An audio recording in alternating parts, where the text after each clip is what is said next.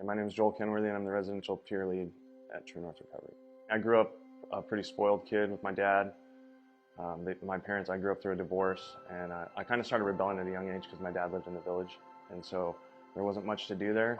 And I mean, there was no playgrounds or nothing. The population was like 100, a little fishing village. I started stealing from the store at probably 7, 8 years old. Middle school, I started smoking weed and drinking, and then 8th grade, I was just hanging out with the same people, and somebody had some cocaine, and they're like, you know, you want to try this? And I mean, I didn't even think twice about it because I always wanted to fit in. I always wanted to do what everybody else was doing. So I was like, yeah, absolutely, of course. Getting into high school, I've already tried coke. I wasn't continuously doing it, but I would do it every now and then. I was a huge time partier, a hockey player, always was at all the parties. And then one of my teammates, his mom had a prescription of Oxycontin. So that's when it all really hit the fan. I started doing oxys daily in high school, started selling them, had lots of money, didn't know what to do with it. So I just supplied the party with oxys, and when the Oxycontin started running out, it started heroin.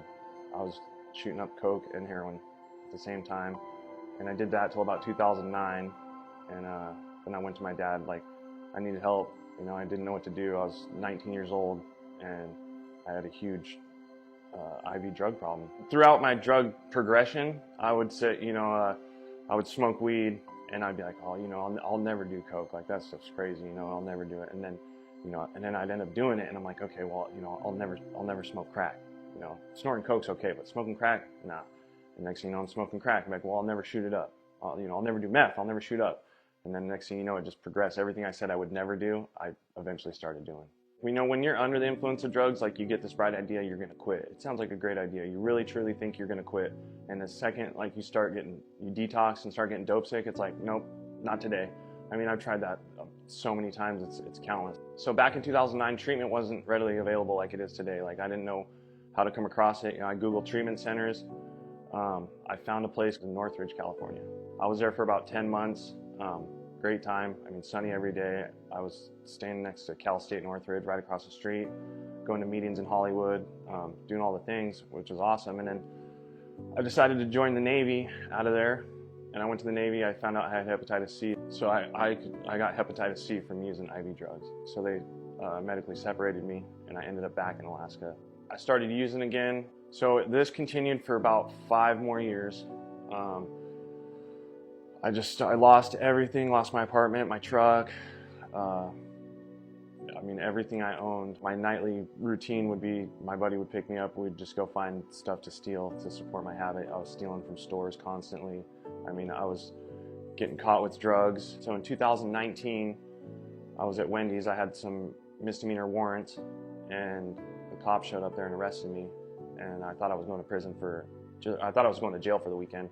My bill was like $500, but when I was in there, I think it was Memorial Day weekend, and the troopers walked in, and I was like, and then they called my name, and so they served me with all this paperwork from all the crimes I've been committing. They found a stolen pistol in my car that was confiscated. They raided my house and found a bunch of stolen cabinets that I had, and so I ended up getting like 7 different felony counts and then a bunch of different misdemeanors. So I wasn't getting out. My bill was like $15,000, and I mean, that's where it all was sinking in. Like, you don't think it's going to happen to you until it actually does, you know? I was in jail for about 60 days, and I heard about this place. I ended up, it's a recovery place. I ended up trying to go there. I was there for, I don't know, 30 days or so, and I ended up relapsing on meth. And that was the last time I used. That was September 17th of 2019. And I went back to prison for another year. And this time when I went in, I started programming.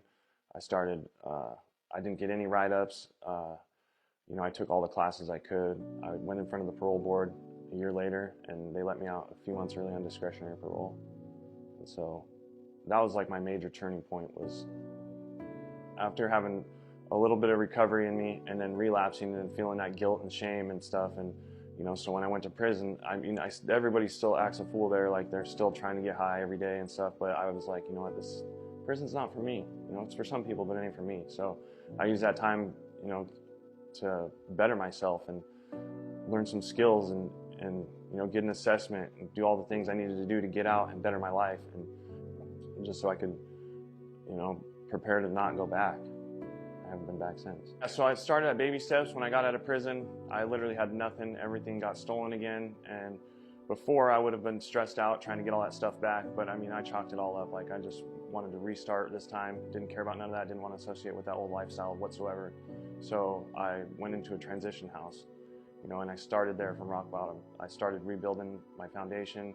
I went to outpatient treatment through True North. I graduated through there slowly. You know, I got a little beater car, a couple $100 car to get me to treatment. I ended up getting a job working construction for a little bit, saved up for another car.